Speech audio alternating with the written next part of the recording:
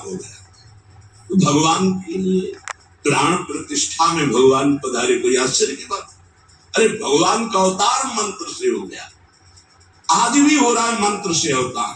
हृदयों में गुरु प्रदत्त मंत्र के द्वारा भगवान को हृदय में प्रकाशित कर लिया, उसी को सिद्ध महापुरुष कहते हैं। श्रद्धा नहीं रह गई, विश्वास नहीं रह गया। सबका परम कल्याण करने के लिए एक बात सिद्ध है, मान लीजिए, नाम। ये नाम और मंत्र में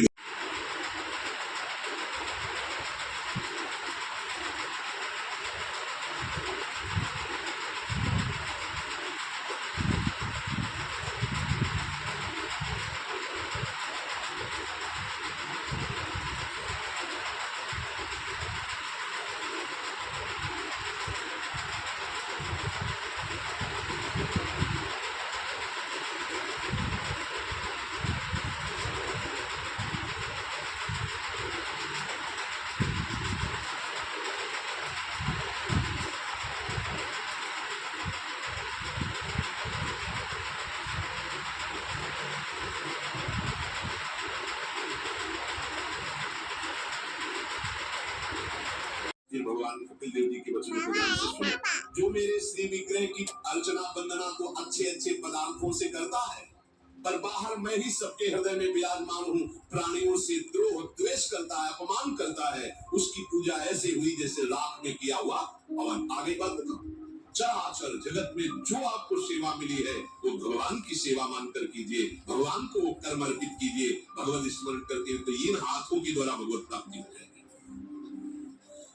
करनित करही राम पद पूजा, राम भरोस हृदय नहीं दूजा। अगर हृदय से भगवत प्राप्ति, एक मात्र भरोसा, केवल अपने आराध्य बस, शीश नवही। अच्छा, आप बगल से जा रहे हैं, दृष्टि पड़ी किसी भगवान का, किसी देवता का मंदिर, चलिए आनंद तो वैसे कैसे करेंगे, उनको कर देंगे।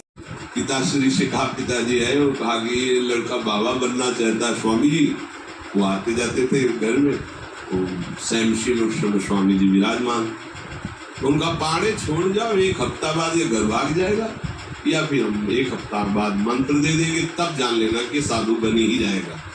फिर स्वामी जी जैसी आपकी इच्छा छोड़ के गए। एक हफ्ते जो है गुरुदेव भगवान ईंट ढोवाना, झाड़ू लगवाना, बड़े कार्य करवाना, और जैसे पेड़ा आदि आते सबको बांटते, हमें एक भी पेड़ा नहीं देते। शाम के एक बार भोजन की अनुमति पाल, 7 दिन तक चुपचाप ऐसे। फिर कहा, अच्छा कल गंगा नहा के आ जाना, मंत्र दे देना। ठीक, सुबह गए, स्नान करके तो पंचाक्षरी मंत्र दिया। मंत्र दे के कुटिया में फिर उठ के बोले, सुनो आओ एक बात कहेंगे, बैठे। बोले 12 अक्षर मंत्र भी ले लो।